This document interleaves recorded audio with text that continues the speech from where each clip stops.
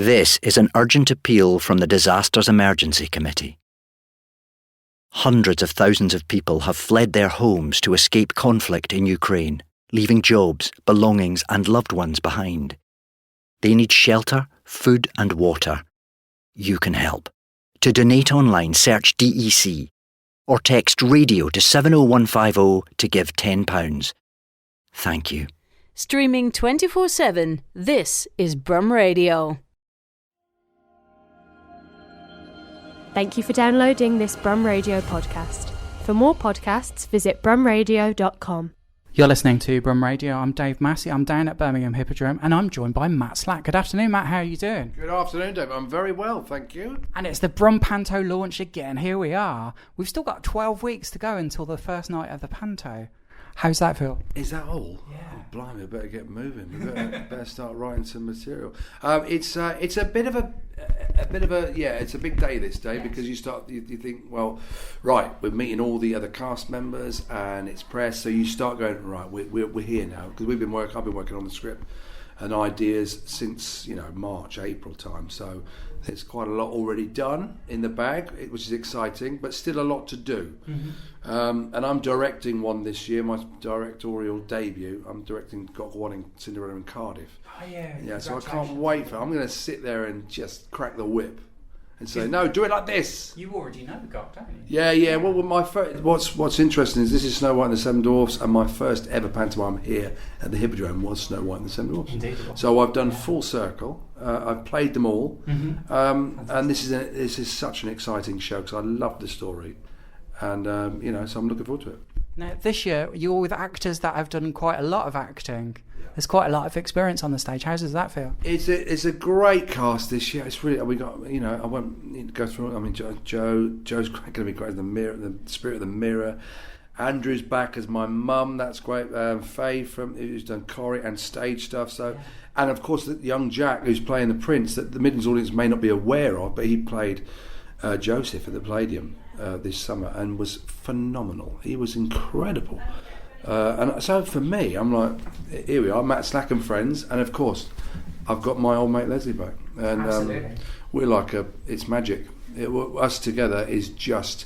I mean, I've written some stuff for us, and it allows me to go off a little bit, but just you can't put it on paper. So what's going to happen?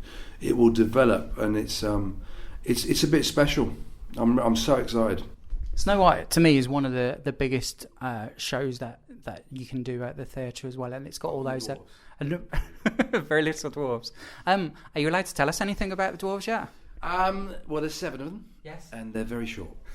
What do I know about dwarves? Very little. There you go. All the jokes are in there. The guys are going to get annoyed with me because we do all the un-PC sizes jokes, but for a reason. It's all build up. It's all story based, and I think we're in a world of PC where we go, oh come on, let's just line up a little bit now. Those people who get offended, well, stop getting offended. That's your problem. I think we've gone full circle, and so whatever we do, it's a bit of fun. If we start deconstructing everything like Snow White, you could go, oh, hang on a minute, you can't do that, you can't do that. We've lost it, we've lost the magic. There would be no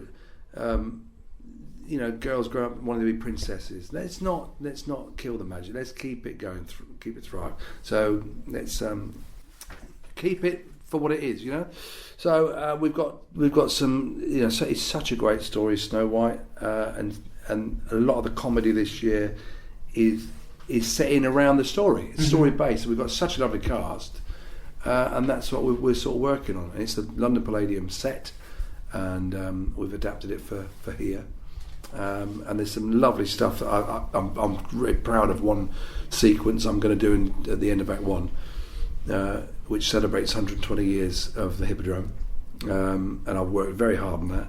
If I get it right, it could stop the show, and I think it's going to be good. Now, there seems to be a more, even from last year's show, there seems to be more variety within the pantos over the last 2 or 3 years, certainly. Yeah. Do you think there's a return to variety slightly, or a renaissance for variety? Well, it never really went away. If you think about it, it sort of was very let's go off to a cruise ship or go to a holiday park and do that. But when you look at the likes of Britain's Got Talent, it's always been there. Yeah. And it has to be. Because we need variety. It depends how you dress it. Mm-hmm. That's how it is. So I think in this show there's a lot of variety of performers. We've got Flawless, Yes. who aren't the Seven Dwarfs, by the way, because there's 8 of them. A lot of people have said, "Oh, Flawless the Dwarfs." It's like, no, it's just the position on the poster. That's us not bothering to check, isn't it? In Birmingham? Yeah, exactly. You know what we're like for not checking these things. I'd say exactly the same. But no, Flawless are going to be there, so obviously that's great for me. I think, what can me and Flawless do? Well, there's got to be a dance-off somewhere. So I'm excited to meet those guys and sort of come up with those goods. So you've got lots of different angles. You've got some great talent on that stage, some brilliant voices vocally, hopefully some great comedy. And we've got different styles of comedy. You've got Jill playing Doreen Tipton. All right, lovely. That'll bring in a different element, and it which is black country. It's all Midlands, so she'll pull in a lot of her following into this one theatre, and I think that'll be fun in itself, because there's a lot of room on that stage, and I welcome all different types of comedy, whatever it be. There's a lot of room. Let's all do it and give the audience the best that we possibly can. My mother found a newfound respect for you last year, because we came to a second press night last year, because we came to see Darren Day into it. And the day that we came, and you are going to remember this very specifically, the kid on the stage had hooks for hands and tried to jump into the orchestra pit. Yeah, I remember. Normally when I come, we see the press kids. Yeah. Was that was a particularly challenging? Yeah, that's always it's always interesting. It's never dull. You get, when you get a kid like that. I mean, the problem is, it's great fun and I love it. For me, it's like gold dust. It's like, this is really fun. They're all laughing, but I've also got a responsibility. It's dangerous. If a kid did fall in there, you never know what's going to happen. It's dangerous, but that's what makes it great. When you've got something like that happens, it's fun. But yeah, it can be it can be a little bit scary at times, not knowing what's going to happen. But I always seem to get control in the end. You did last year that one. That was fantastic. It's a fine line. You've got to be careful, because you're up there and you're exposed. And you've got to be careful, I've got to be on it, and it's like a show within itself, getting the kids up. That's brilliant. So you can see Snow White and the Seven Dwarfs from the 21st of December until the 2nd of February 2020. That's what year it's going to be next year. That's a bit scary. Yeah. This seems to be starting right at the nose of Christmas this year. Yeah, it's moved later. It's the 21st. So that sounds very late to me. It is very late, so it runs till the 2nd of February. I don't know how that works. It's just the way it does in the theatre. But regardless, I always say this isn't your average panto and your Christmas. It's a show that goes over Christmas and throughout January.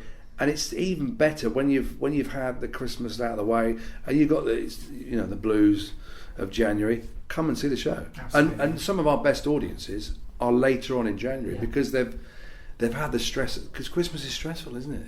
It's financially, it's a stressful time. It's expensive. There's a lot of demand, and you got the kids to worry about the dinner and all the expectation. Relatives you don't like coming round, eating all your. That would be the day that I would plan to go out, is if they're planning to come around that day. Yeah, and that's why I'm quite happy to be working at Christmas. Fantastic. It's a lot of hard work, so what better reason to come out in January when it's wet and windy? Yeah. Come and see the show, and it really does pick people up and set them off into the new year.